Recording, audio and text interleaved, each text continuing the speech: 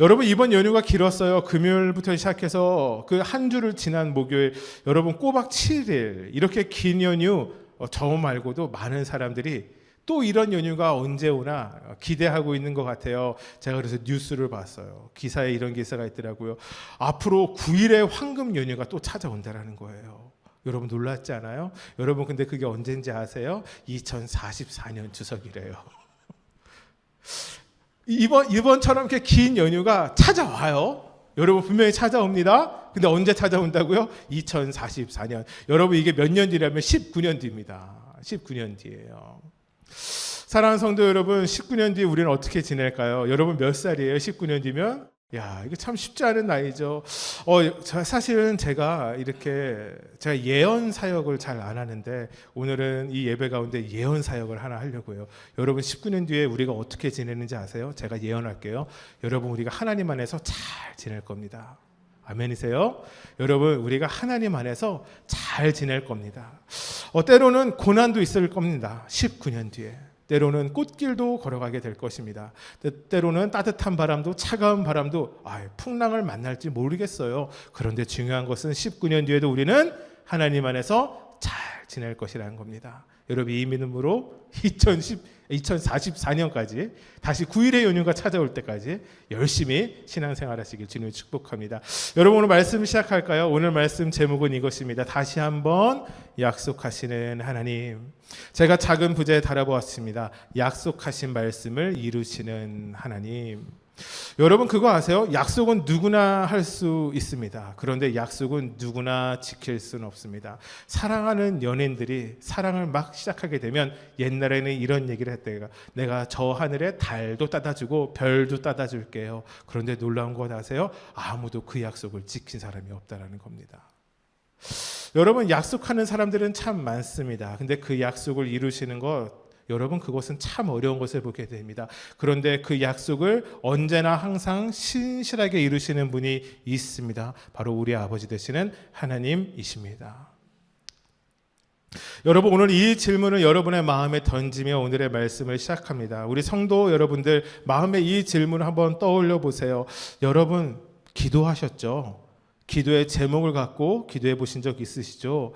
여러분 기도가 응답됐었을 때 기억나시나요? 여러분 그런 적 있으세요?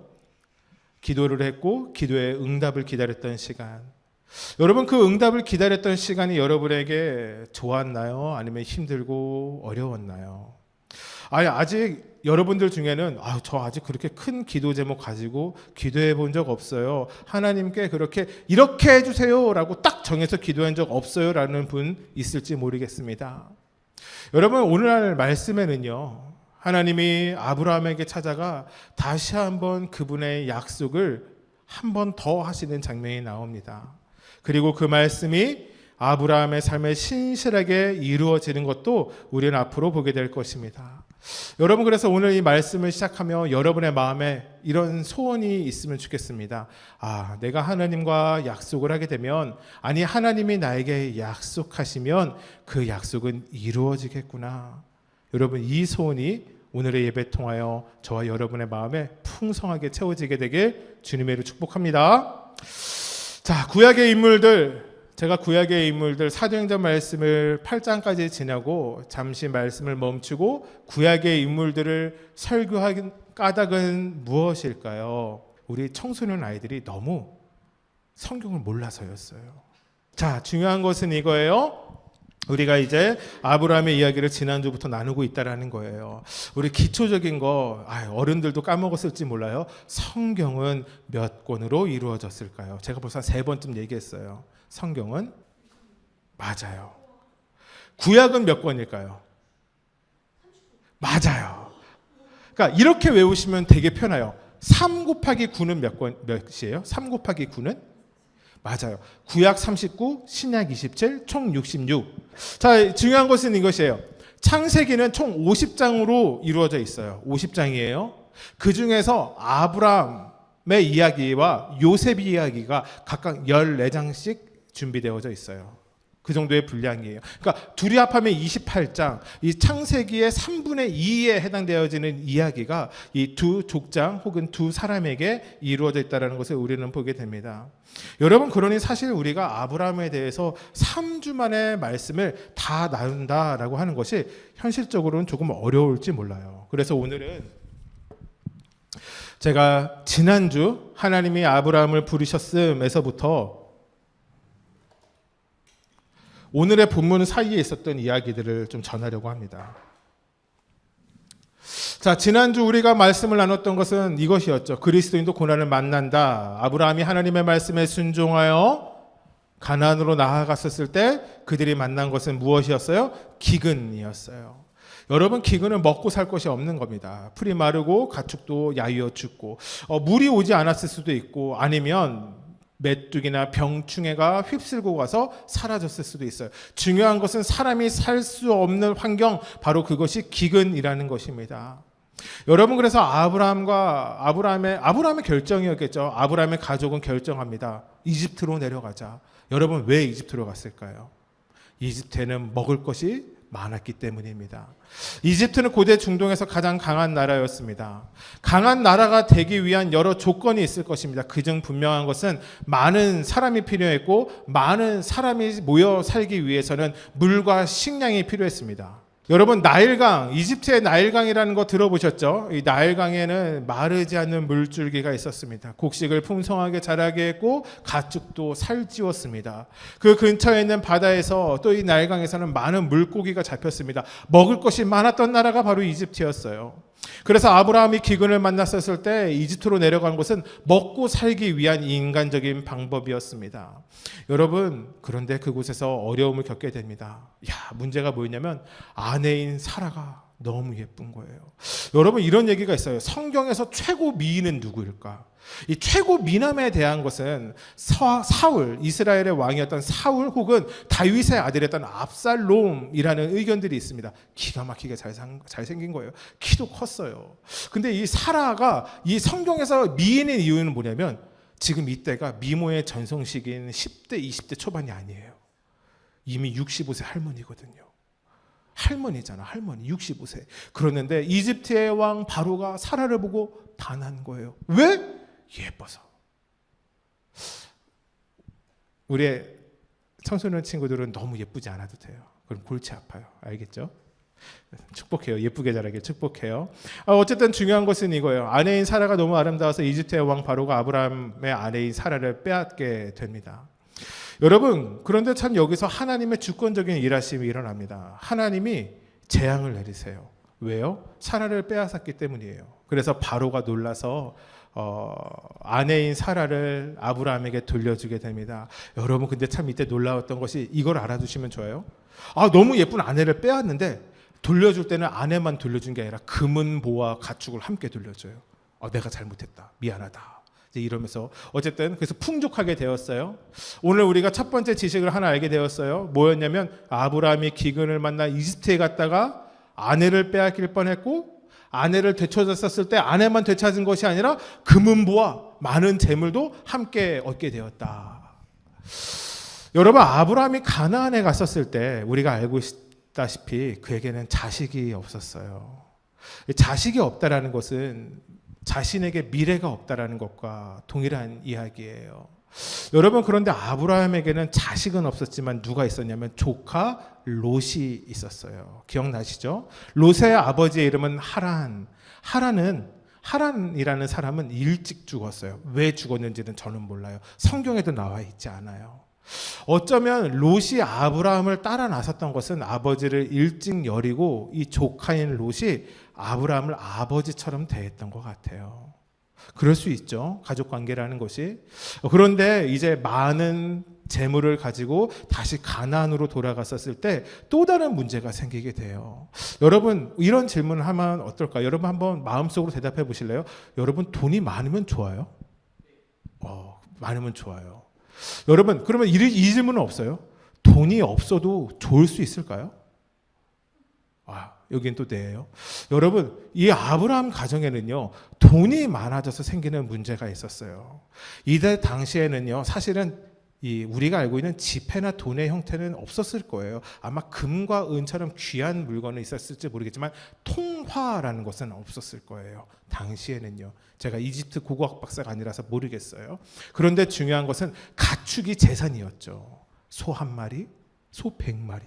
여러분 뭐가 더 부자겠어요? 소 100마리가 부자겠죠. 소 100마리, 소 1000마리. 뭐가 더 부자겠어요? 맞아요. 똑똑한 학생이네요. 여러분 그런데 이거예요. 소가 100마리 있었을 땐 아브라함의 소 70마리, 조카 롯의 소 30마리 한 동네에서 잘 먹고 잘 살 수가 있었어요. 문제는 이 100마리가 1000마리로 불어난 거예요. 아브라함의 소 700마리, 롯의 소 300마리. 한 동네에서 살아갈 수가 없었어요. 먹어야 되는 물이 있고 먹어야 되는 이 소가 뜯어먹는 풀이 있는데 한 동네에서 살아갈 수가 없었어요. 서로 같이 살아가야 되는데 이 서로 부리는 목자들끼리 계속해서 싸움이 일어나는 거예요. 내 소부터 좀 먹입시다. 어저께는 네 소부터 먹였잖아. 오늘은 아브라함 우리 주인의 소부터 먹입시다. 이러고 허구한 날 싸우기 시작했습니다. 어렵죠. 여러분 이런 거 생각해 볼까요? 집에 재미난 게임기가 생겼어요. 두 형제가 살아가고 있는. 도아야 너의 집에 너랑 똑같은 동생이나 형이 있다고 생각해 봐. 근데 게임기가 생겼는데 한 대네. 중요한 거는 이 게임기는 너무 재미있는데 1인 플레이밖에 되지 않는다라는 거야. 어떻게 될까요? 제가 맞춰볼까요? 피 터지게 싸웁니다. 실제로 제가 아는 친구 중에 형하고 동생하고 게임하겠다고 싸우다가 대가리 터져가지고 병원 간 친구 하나 있었어요. 제 고등학교 동창 중에 그런 애가 있었어요. 왜요? 게임기가 재밌는 게 문제일까요? 아니에요. 어쩌면 게임을 할 수 있다는 건 즐거움일 수 있죠. 문제는 뭐예요? 한 대밖에 없고 이것을 하고 싶은 사람은 두 사람이었다라는 거예요. 여러분 제가 아까 방금 전에 질문 드렸죠. 돈이 많으면 축복일까요? 돈이 많으면 좋을까요? 여러분 아브라함과 롯은 돈이 많아져서 서로 갈라서게 됩니다. 자식과 같은 롯을 아브라함은 떠나보내게 됩니다. 여러분 근데 이 상황에서 우리가 오늘 첫 번째로 우리 특히 청소년들 마음에 담아두고 살아야 할 중요한 교훈이 하나 나오는데요. 하나님을 주인으로 살아가는 사람의 모습과 세상을 주인으로 삼고 살아가는 모습이 완벽하게 나뉘어진다라는 것이에요. 뭐라고요? 하나님을 주인으로 모시고 살아가는 사람의 모습과 세상을 주인으로 모시고 살아가는 사람의 모습이 극명하게 나뉘어진다. 우리 창세기 13장 9절 10절 같이 한번 읽어볼까요? 시작. 내 앞에 온 땅이 있지 아니하냐 나를 떠나거라. 내가 좌하면 나는 우하고 내가 우하면 나는 좌하리라. 이에 롯이 눈을 들어 요단 지역을 바라본즉 소알까지 온 땅에 물이 넉넉하니 여호와께서 소돔과 고모라를 멸하시기 전이었으므로 여호와의 동산 같고 애굽 땅과 같았더라. 먼저 세상을 주인 삼은 하나님을 주인 삼지 않은 롯의 모습부터 이야기할게요. 여러분 롯이 눈을 들어서 봅니다. 아브라함이 이야기해요. 이 온 땅 중에 너가 가고 싶은 땅을 먼저 가. 나는 너와 반대로 걸어가기 시작할게. 이때 롯은 자신의 눈을 들어서 땅을 바라봅니다. 아마 그에게는 여러 가지 정보가 있었을 거예요. 어디가 좋은 동네라는 거. 우리 청소년들 부동산 값 이런 거 몰라서 잘 모르겠지만 뉴스 보게 되면 이런 거 있어요. 용산의 아파트가 몇 억이 올랐다. 강남의 아파트가 몇 억이 올랐다. 반면 어느 동네 이렇게 또 얘기하면 제 친구가 인천 송도 사는데 인천 송도 아파트는 몇 억이 떨어졌다. 참 신기하죠? 아파트는 우리가 보기에는 새로 지으면 다 좋아 보이는 것 같은데 지역에 따라서 돈이 막 올라가기도 하고 막 떨어지기도 해요. 사람의 눈에 보는 어떤 기준이 있는 거예요. 지하철이 가까운지, 큰 병원이 있는지, 주변에 상권이 있는지, 초등학교, 중학교, 고등학교가 가까이 있는지 여러 가지 이유로 좋은 동네라는 것이 사람들의 마음에 있어요. 사람들의 기준에 채워지는 거예요. 롯에게는 이러한 세상의 기준이 있었어요. 여러분 그의 기준은 무엇이냐면 하나님에게 벗어난 세상의 기준이었어요. 눈을 들어서 봅니다. 땅에 물이 넉넉한 것이에요. 땅이 좋아서 곡식도 잘 자라 보이는 거예요. 풀이 많아서 가축을 먹을 이런 양식도 많아 보이는 거예요.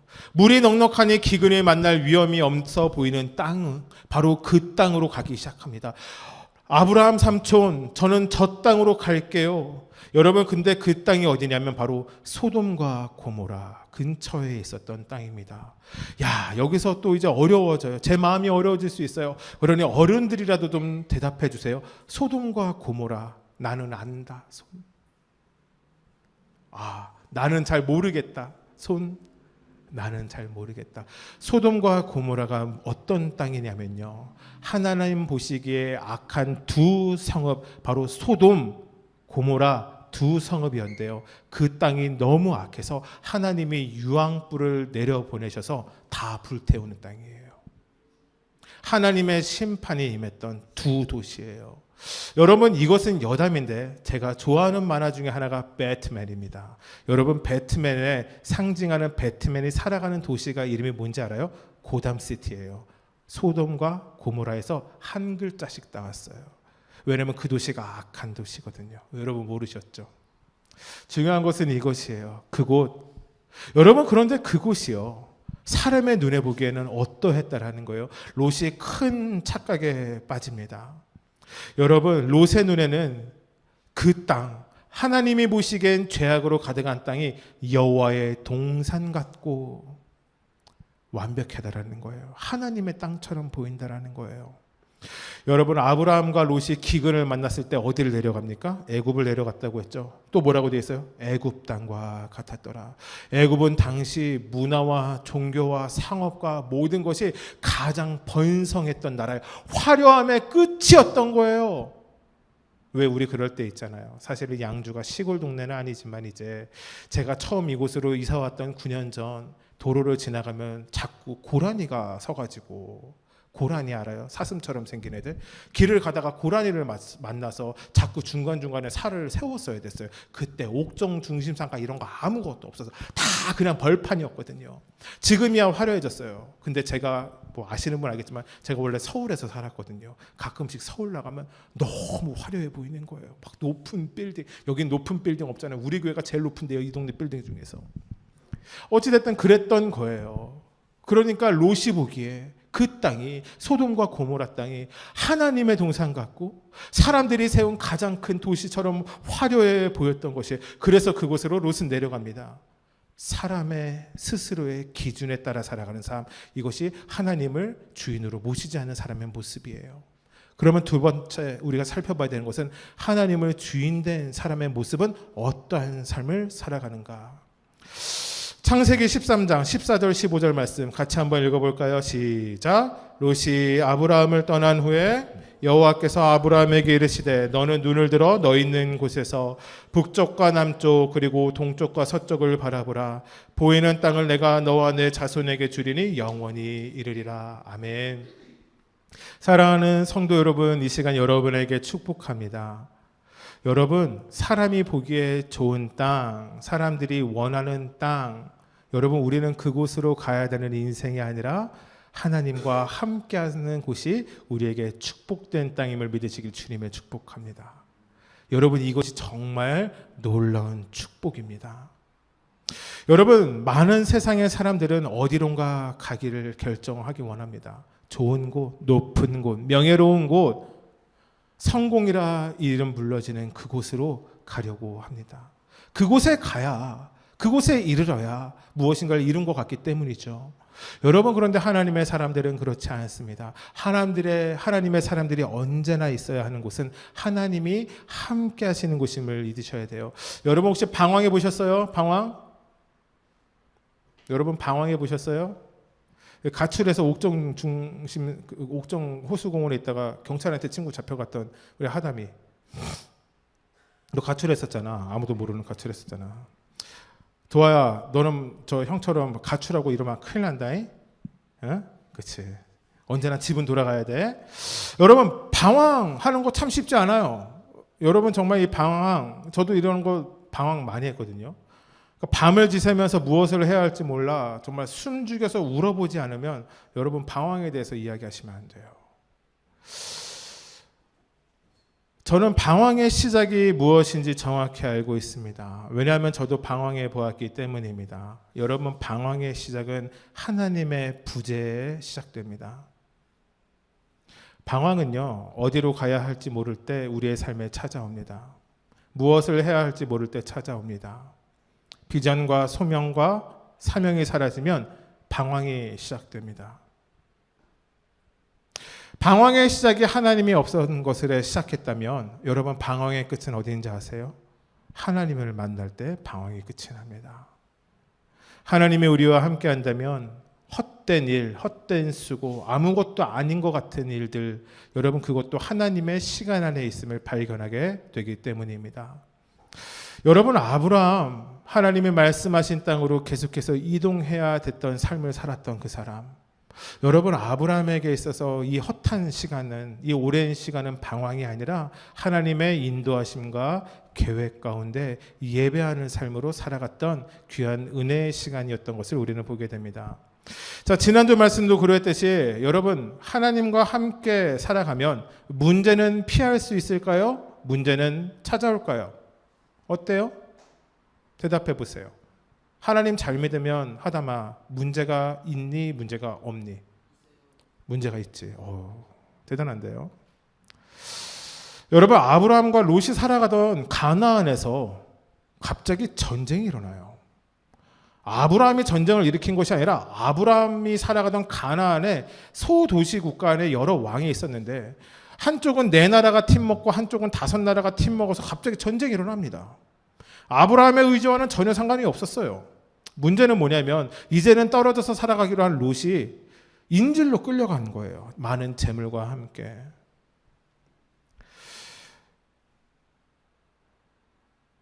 조카 롯뿐만 아니라 그 가족들도 인질로 뺏겼어요. 근데 누군가가 기적적으로 도망쳐서 아브라함에게 찾아서 얘기한 거예요. 아브라함, 당신의 조카 롯이 인질로 끌려갔어요. 저 연기 갈수록 느는 것 같지 않아요? 좋은 것 같아요. 자, 여기서 퀴즈입니다. 아브라함의 조카 롯이 끌려갔다라는 소식을 들은 아브라함은 어떻게 행동했을까? 객관식이에요. 1번, 2번, 3번, 4번 속으로만 대답하시면 돼요. 1번, 하나님께 기도했어요. 하나님, 내 조카 롯이 왕들에게 인질로 끌려갔는데 구해주세요. 아닌가? 할아버지니까 좀 더 목소리를 2번부터는 좀 굵게 낼게요. 2번, 내 그럴 줄 알았다. 나 떠나서 살더니 내가 그럴 줄 알았다. 아브라함이, 이것도 좀 인자한 할아버지의 목소리 아닌데요. 제가 좀 더 굵게 해볼게요. 3번, 아브라함이 재력가였잖아요. 소돔의 왕에게 찾아가, 왕, 내 조카 롯 좀 구해주시오. 내가 돈을 좀 주겠소. 이제 아브라함 갔죠? 그렇게 했다. 4번, 직접 사람들을 끌고 가서 사람들을 죽이고 전쟁을 치러서 승리를 얻어서 롯을 구출해 왔다. 여러분, 무엇일까요? 4번이요. 또 누구는? 3번이요.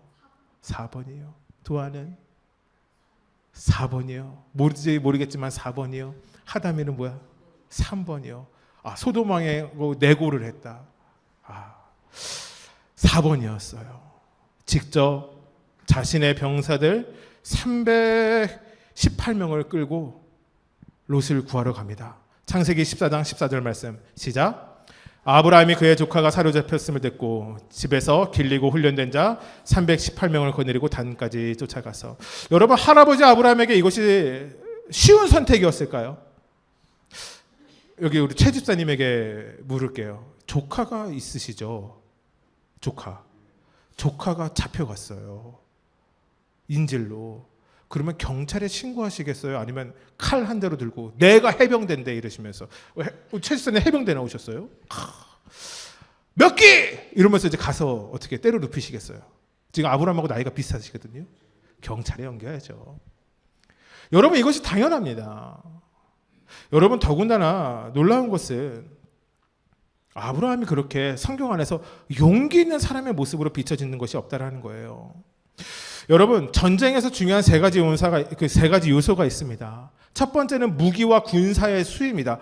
여러분, 절대적으로 중요해요. 100명하고 1000명 싸우면 천명이 이기는 거예요. 두 번째가 뭐냐면 전략이에요. 뛰어난 전략이 전쟁을 뒤집을 게 없기 때문입니다. 세 번째 사기예요. 사기가 중요해요. 전쟁에서 이것이 중요한 세 가지 요소입니다. 기본적인 세 가지 요소죠. 이 세 가지 요소 중에 하나라도 없으면 전쟁을 치를 수가 없어요. 여러분, 그런데 아브라함이 무엇 하나 갖추지 못했는데, 기껏 해봐서 이제 자신의 길은 사병, 사실은 이제 뭐 노예는 아니었겠지만 집에서 부리는 일꾼들이었겠죠. 여러분, 이 사람들을 데리고 전쟁을 치르러 나가는 것이에요. 여러분, 신기하지 않아요? 여러분, 그런데 그리스도인에게는 놀라운 무기가 있습니다. 세상에서 살아갈 때 세상의 방법이 통하지 않는 그 순간에 그리스도인에게만 가지고 있는 무기가 있는데, 바로 하나님을 사용하는 것입니다. 또 이렇게 얘기하면, 아니 어떻게 목사님 하나님을 사용한다고 얘기하실 수 있나요? 라고 얘기할 수 있지만, 여러분, 하나님을 사용한다는 걸 하나님을 도구로 여긴다는 것이 아니라 하나님을 나의 편으로 끌어당긴다라는 것이에요. 하나님께 우리의 문제를 올려놓는다라는 것이에요. 너무 성경 이야기만 오늘 하니까 그래도 오늘 여러분들이 그래도 집중을 잘하니까 참 좋은 것 같아요. 역시 다음 주 캠핑이 큰 효과가 있는 것 같아요. 나이가 조금은 든 목사님들 부부 모임에서 일어난 실제 이야기예요. 제가 직접 들었던 얘기거든요. 같이 식사를 하고 야외에서 커피를 마시고 있었어요. 목사님들 부부 모임에서요. 근데 야외 커피숍에서 멋진 오토바이가 무덩무덩 무드드드드드드 하면서 온 거예요. 진짜 좋은 오토바이는 비슷했지. 무덩무덩 무드드드드드 이렇게 왔어요. 그것을 보고 한 목사님이 그 오토바이를 보면서 이렇게 하는 거예요. 나에게도 로망이 있었는데. 옆에 있는 다른 목사님이 물어봤어요. 뭔데요, 목사님들이? 나도 가죽 잠바에 부츠 한번 신고 오토바이 한번 타보고 싶네. 그러면서 이제 갑자기 말로 내뱉은 김에 이게 점점 마음에 차오르는 거예요. 더 늙기 전에 한번 해봐야 될 것 같은데. 근데 문제는 지금 이게 목사님 모임이 아니라 목사 부부 모임이었다라는 거예요. 옆에 있는 사모님이 얘기했어요. 여보, 내 눈에 흙이 들어가기 전까지 절대로 그런 일 없어요. 이 이후에 어떻게 됐을까요? 갑자기 목사님이 땅에 있는 흙을 가져다가 사모님에게 얼굴에 뿌렸대요. 얘기는 여기까지예요. 제가 전해드릴 수 있는 얘기는 여기까지예요. 제가 얘기하고 싶은 것은 이것입니다. 우리는 때로는요, 우리가 만들어 놓은 프레임 안에 갇혀서 살아갈 때가 있어요. 여러분, 오토바이가 위험합니까? 위험하지 않습니까? 여러분, 위험해요. 위험하죠. 오토바이에서 사고가 나면 자동차 사고와는 다르게 큰 사고로 연결되기 때문입니다. 여러분, 더 중요한 것이 있어요. 여러분, 생명의 주권은요, 오토바이에 있는 것이 아니라 하나님에게 있음을 그리스도인이라면 당연히 믿어야 한다는 거예요. 그리스도인이라고 하여서 아파트 이 건물 6층이죠. 이 빌딩 6층에서 떨어지면서 나는 하나님의 이름으로 살아날 거야 라고 얘기한다면 맹목적인 믿음일 수 있지만, 여러분, 우리가 세상을 살아가는데 너무나 두려움 가운데 살아가는 것은 하나님을 신뢰하지 못하는 믿음 없음이 될 수도 있기 때문이에요. 제가 하고 싶은 이야기는 이것입니다. 세상에 살아가는 우리가 세상을 살아가잖아요. 어쩔 수 없이 세상과 동일한 사고방식으로 살아가는 우리의 모습이 있을 때가 있어요. 여러분, 그런데 더 중요한 것은요, 하나님의 일하시면 하나님의 방법이 따로 있다는 것입니다. 여러분, 아멘이십니까? 세상에는 세상의 일이 진행되어지는 일의 방식이 있어요. 하나님의 일하시면 하나님의 방식이 따로 있다는 것이에요. 여러분, 아브라함이 이 나라들과 전쟁에서 어떻게 이겼는지 성경은 자세하게 나와 있지 않은데 한 구절로 이렇게 나와 있어요. 14장 20절인데 제가 읽어드릴게요. 너희 대적을 내 손에 붙이신 지극히 높으신 하나님을 찬송할지니라. 여러분, 모든 전쟁이 끝나고 나서 이렇게 얘기하고 끝납니다. 어떻게 이겼습니까? 이렇게 얘기하는 거예요. 그 대적들, 나와 싸워서 내가 이겨야 하는 대적들을 내가 잘 싸워서 우리 군사들이 훌륭해서 전략이 좋아서 사기가 좋아서 이런 것이 아니라 하나님이 내 손에 붙이셨기 때문에 내가 승리할 수 있었습니다 라고 이야기한 것이에요. 아브라함이 승리한 이유는 이것입니다. 하나님이 이기시게 하셨기 때문입니다. 제가 이 말씀 준비하다가 제가 말씀을 보통 3번, 4번에 나누어서 준비를 하는데요. 제가 이 말씀 여기까지 준비했었을 때가 금요일 날 오후 9시, 10시가 되어가는 시점이었습니다. 제가 말씀 준비하다가 핸드폰 보고 너무 속상했어요. 여러분, 축구 봤어요? 우리나라 축구? 여러분, 5대0이 말이 돼요? 와, 여러분 우리나라가 그거 알아요? 제가 여러분만한 나이 때 어느 나라인지 지금 까먹었는데 네덜란드랑 붙었었거든요. 제가 얼마 전에 설교 때 얘기했는데 그때 네덜란드의 감독이 히딩크 감독이었어요. 여러분 그때 우리나라가 네덜란드한테 5대0으로 깨졌거든요. 저에겐 5대0이 충격적인 숫자예요. 야, 이번에 또 5대0으로 졌더만. 열받는 건 뭔지 알아요? 우리나라에는 손흥민도 있고 이강인도 있고 김민재도 있다라는 거예요. 이 사람들 거의 월클이잖아요. 월클. 어떻게 이런 일이 일어날 수 있어요? 와, 너무 속상하더라고요. 거의 베스트 11 수준이었는데 보지도 않고 화가 나니까 정말 속이 많이 상했어요. 제가 그 다음에 기사를 찾아봤어요. 전반에 2골 먹겠다면서요. 후반 시작하고 5분 만에 2골 또 먹겠다면서요. 그 다음에 또 1골 먹겠다면서요. 기가 막혀요. 여러분 진짜 화가 나는 것은 이 뉴스를 보기 전에 제가 교회를 오면서 뉴스를 봤다라는 거예요. 오늘 우리나라 축구 해볼 만해. 몇십 년 만에 이길지도 몰라. 뭐 이런 추성 글들이 있는 거예요. 손흥민이 이렇게 하고 이강인이 이렇게 하면 우리나라가 오랜만에 브라질 한번 잡아보겠다라는 거예요. 제가 그거 보면서 그 기사 보면서 마음에 희망을 품고 교회를 왔거든요. 설교 다 쓰고 나니까 5대0으로 졌더라고요. 속상했어요. 여러분 근데 사실은 이게 세상의 모습일 수 있어요. 축구는 누가 이기는지 아세요? 잘하는 팀이 이겨요. 여러분 축구는 누가 지는지 아세요? 못하는 팀이 져요. 여러분 이것이 세상의 일입니다. 그런데 하나님의 룰은 그렇지 않아요. 울고 있는 사람과 함께 울 수 있어 행복하다라는 책을 쓰신 유정옥 사모님의 책에 이런 부분이 있어요. 이분이요 이제 사회에 어려운 사람들 돕다가 결국엔 암에 걸리셨는데 그분이 이런 책을 쓰셨어요. 제가 그 부분을 그대로 가져왔어요. 염려의 시간을 먼저 지나온 누군가의 신앙이 우리에게 힘이 됩니다. 여러분 무슨 말인지 알겠어요? 어려운 사람의 시간을 지나간 어떤 사람들을 바라보며 우리가 그 사람을 볼 때 힘이 된다라는 거예요. 성경의 인물들을 이야기한 것 같아요. 염려의 시간을 먼저 지나온 누군가의 신앙은 우리에게 힘이 됩니다. 저는 요즘요 제 삶의 모든 경기에 임하면서 두려움이 없어졌습니다. 제 싸움의 대진표에서 저를 빼고 제 대신에 하나님으로 바꾸었기 때문입니다. 소년 다윗과 장군 골리앗 누가 이겨야 할까요? 당연히 장군 골리앗입니다. 그런데 다윗의 이름이 빠지고 그곳에 하나님이 들어간다면 어떤 싸움이 일어날까요? 전지전능한 하나님 대 장군 골리앗. 누가 이기는 것이 맞을까요? 하나님이 이기는 것이 맞지 않을까요? 저의 삶에도 이렇게 적용해 봅니다. 유정옥과 말기암의 싸움. 당연히 말기암이 이깁니다. 하지만 게임 체인저이신 그분이 등장했습니다. 하나님의 딸 유병옥과 말기암의 싸움. 이 싸움은 누가 이길까요? 하나님의 딸이 무조건 승리할 것이기 때문입니다.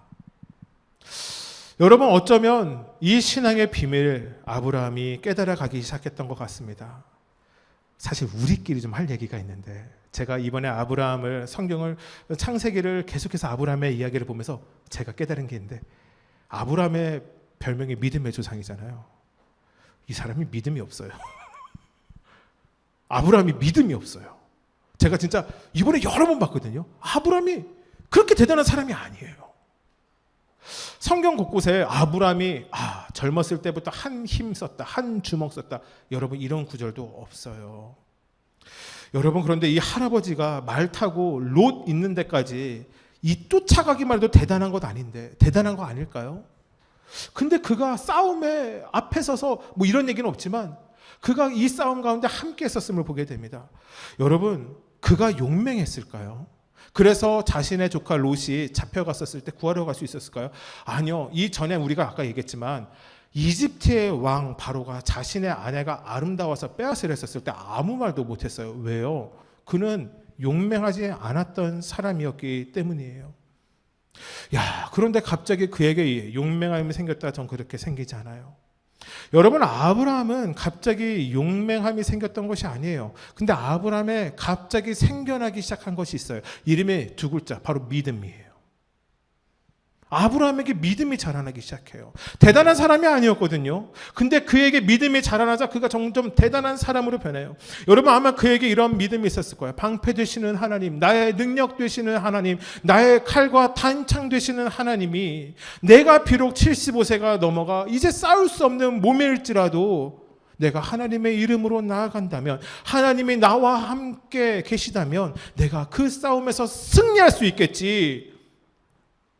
여러분, 하나님을 믿기에 아브라함에게 용기가 생겨난 것이 아니라 믿음의 담대함이 생겨난 것이에요. 사랑하는 성도 여러분, 축복합니다. 여러분, 아브라함의 믿음, 저와 여러분의 믿음이 되어지길 주님을 축복해요. 여러분, 믿음은 우리의 삶을 변화시키십니다. 변화된 우리를 통해서 하나님은 일하시기 시작합니다. 여러분, 그래서 하나님을 믿게 되면 우리는 하나님의 일을 감당하게 되고, 하나님의 일 가운데 우리는 하나님의 꿈을 같이 꾸게 됩니다. 그러면 우리는 이 땅을 무엇으로 살아가야 되는지 깨닫게 됩니다. 바로 하나님이 주신 사명과 소명입니다. 저는 이렇게 정리해 보았습니다. 여러분, 우리의 인생 부르심에서 시작되어 사명으로 완성되어져야 되는 것은 아닐까. 사랑하는 성도 여러분, 이 자리에 여러분이 앉아 계심이 하나님의 부르심 가운데 시작되었다면 여러분이 살아가시는 놀라우신 은혜는 사명으로, 소명으로 하나님이 여러분에게 원하시는 것 이루며 살아가게 되시길 주님의 이름으로 축복합니다. 여러분, 한 가지가 중요한 사건이 있는데요. 하나님이 아브라함에게 약속하셨거든요. 밤에 하늘을 보여주시면서 저 하늘의 별같이 땅의 티끌같이 내 자손이 이 땅에 가득하리라 하나님이 축복하셨어요. 여러분, 그렇게 자손이 많아지려면 일단 뭐가 있어야 돼요? 자식이 있어야 되잖아요. 중요한 건 자식이 없네. 시간이 지나가도 자식이 없네. 여러분, 그래서 사라가 잘못된 결정을 한번 하게 됩니다. 뭐냐면, 사라에게는 몸종 하갈이라는 여인이 있었는데요. 그 여인을 통해서 자식을 낳게 돼요. 그 자식의 이름이 이스마엘이에요. 그러니까 이게 지금은 이해할 수 없는데요. 옛날에는요, 일부 다처제도 많았어요. 남편 하나의 부인이 여럿인 것도 많았었어요. 그뿐만 아니라 이런 경우도 있었어요. 아브라함이 사라랑 결혼했는데 사라가 아이를 못 낳잖아요. 사라에게 여종이 있잖아요. 그래서 여종과 결혼을 안 하고 애만 낳는 거예요. 애가 낳게 되면 이 아이는 이 여종의 아이가 아니라 사라의 자녀처럼 키워졌어요. 그러니까 지금의 어떤 커먼 센스로는 얘기할 수 없어요. 그러니까 그랬던 거예요. 그래서 중요한 것은 아브라함과 사라가 하갈을 통해서 이스마엘을 낳게 되었어요. 근데 하나님이 다시 찾아가서 얘기해요. 아니야. 하갈을 통해서 이스마엘이 너의 자녀가 아니라 사라를 통해서 너의 자녀가 생겨날 거야 라고 얘기를 했어요. 그리고 이제 시작되어지는 문제가 바로 오늘 본문 창세기 18장 10절 말씀인데, 같이 한번 읽어볼까요? 시작. 그가 이르시되 내년 이맘때 내가 반드시 내게로 돌아오리니 내 아내 사라에게 아들이 있으리라 하시니 사라가 그 뒤 장막문에서 들었더라. 여러분, 할머니 있죠? 여러분들의 할머니라고 생각해 보세요. 돌아가신 분은 어쩔 수가 없지만 우리 청소년들은 할머니가 내년 5월 달에 갑자기 배가 이만큼 불렀어요. 그래서 애가 나왔어요. 여러분, 그 애를 여러분은 뭐라고 불러야 되는지 알아요? 이모라고 불러야 돼요. 왜요? 그것이 순서이기 때문이에요. 여러분, 근데 이런 일이 잘 일어나요? 잘 안 일어나죠. 그러니까 무슨 일이냐면요, 할머니가 애를 못 낳아요. 할머니가 애를 낳고 싶은데 안 낳는 걸까요? 아니에요. 우리 이제 청소년들이 알 건 알지만 여자는요, 생리를 하는 주기가 있어요. 2차 성장기부터 생리를 시작해서 한 40대, 50대가 되면 생리가 끊어지는 시간이 있어요. 이때까지만 아이를 출산할 수가 있어요. 이때를 벗어나면 아이를 낳을 수가 없게 돼요. 성경에 보게 되면 이렇게 되어 있어요. 생리가 끊어졌다. 사라의 나이가 이미 75세를 넘어가고 있었거든요. 80세 뭐 이렇게 되고 있었거든요. 아니죠. 이때 되면 90세 아래라니까 80세. 그러니까 아이를 낳을 수가 없었던 때예요. 근데 하나님이 얘기하는 거예요. 너에게 아이가 생길 것이다. 그러니까 불가능한 일을 약속하시는 하나님처럼 보이는 거죠. 그래서 사라가 그 뒤에서 이 이야기를 듣고 웃었던 것이에요. 여러분, 그런데 중요한 것은, 여러분, 이것이 우리에게 믿음이 되어야 하는데 하나님이 어떤 분이신가라는 거예요. 우리 창세기 18장 14절 믿음으로 같이 한번 읽어볼까요? 시작. 여호와께 능하지 못한 일이 있겠느냐? 기한이 이를 때 내게로 돌아오리니 사라에게 아들이 있으리라. 아멘. 재미난 이야기일까요? 간증 이야기 하나 전하면서 말씀 마무리할게요. 불가능함에 대한 이야기예요. 다른 교회 한 집사님의 간증입니다. 제가 보았던 거 최대한 옮겨보았습니다. 사업이 망하게 되었습니다. 30억의 빚이 하루아침에 생겨났습니다. 눈덩이처럼 불어난 빚으로 인해 집도 자동차도 모든 가전제품도 다 팔아야 했습니다. 친구도 친척에게도 모두 외면을 당하게 되었습니다. 친하게 지내던 교회 집사님들도 저에게 말 한마디 걸지 않더군요. 무엇이라도 해서 이 어려움을 벗어나기 위해서 발버둥 쳤지만 발버둥 칠수록 힘만 빠져 삶의 모든 의욕을 잃게 되었습니다. 그때 이런 것을 보게 되었습니다. 내가 죽으면 이 모든 문제가 해결될 테니 죽어야 되겠다. 이런 생각이 그 집사님의 마음에 찾아오게 된 것입니다. 소주를 한 잔 먹고 산에 올라가서 죽으려고 신발을 벗었대요. 신발을 벗었는데 양말에 빵꾸 난 것을 보게 되었대요. 근데 그때 갑자기 아내의 얼굴이 떠올랐답니다. 아내가 내가 죽은 시신을 보게 될 텐데 빵꾸가 난 양말을 보게 되면 얼마나 속상할까. 그래서 다시 집으로 돌아가 양말이라도 갈아 신고 다시 산에 올라가 죽어야 되겠다라는 마음으로 좀 이른 시간, 보통은 저녁에나 집에 들어갔는데 낮에 들어갔대요. 지하 단칸방, 그 전에 살던 화장실보다 작은 곳에 네 가족이 함께 살아갔는데 그 집에 들어갔었을 때 아내의 노랫소리를 듣게 되었습니다. 찬양의 한 곡죠.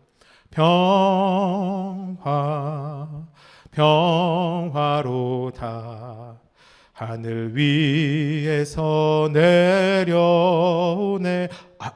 아내가 불렀어요. 남편이 부른 게 아니에요. 이건 좀 어려운데요. 갑자기 여자 목소리로 노래 부르니까. 그 사랑의 물결이 영원토록 내 영혼을 덮으소서. 아내의 목소리에 그 찬양. 아내는 가정이 어려워졌음에도 다니던 교회를 떠나 새로운 교회에 갈 수 없는 그 상황에서도 믿음을 잃지 않고 있었던 것입니다.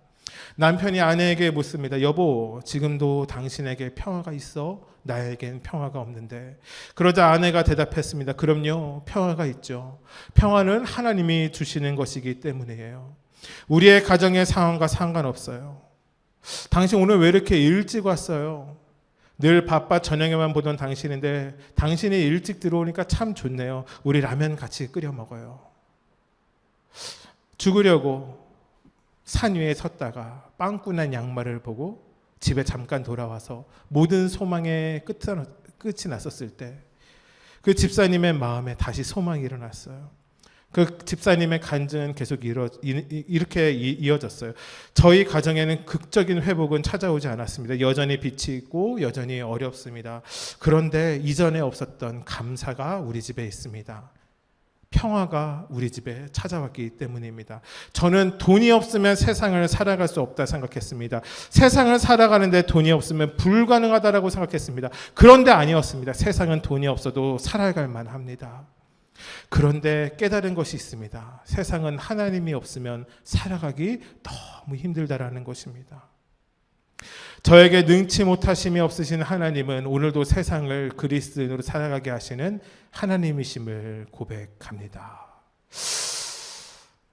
사랑하는 성도 여러분, 여러분의 삶의 불가능의 문제는 무엇인가요? 불가능의 문제라는 것이 있어요. 어떻게 이 문제를 해결해 나가지? 여러분의 삶에 응답이 더딘 기도의 제목도 있으시죠? 나는 이 기도 하나님이 언제 이루어 주실까? 사랑하는 성도 여러분, 오늘 여러분에겐 정말 이 축복의 마음을 담아 이런 기도를 같이 했으면 좋겠어요. 여러분과 함께 하시는 하나님은 신실하신 하나님이십니다. 여러분, 우리와 함께 하시는 하나님은 좋으신 하나님이십니다. 여러분, 하나님은 우리를 가장 좋은 길로, 안전한 길로, 완전한 길로 이끄시는 우리의 아버지 되십니다. 여러분, 이 믿음이 정말 저와 여러분에게 이 시간 차고 넘치게 되기를 주님의 축복합니다. 우리 기도할까요? 오늘 기도할 때 이렇게 같이 기도했으면 좋겠어요. 하나님을 신뢰합니다. 하나님, 능치 못함 없으신 하나님을 신뢰합니다. 할머니가 되어 경수가 끊어진 사라에게 찾아가 내년 이맘때쯤 너에게 자식이 있을 것이다 라고 다시 약속하신 하나님, 세상에 불가능이라고 비춰졌던 이 불가능을 가능으로 바꾸시는 게임 체인저 하나님, 나의 하나님이심을 믿음으로 고백하오니 나의 삶에도 역사하여 주시옵소서. 우리 시간 같이 한번 주여 외치시고 믿음으로 여러분의 불가능을 주님께 던지며 기도하기 원합니다. 기도하겠습니다. 주여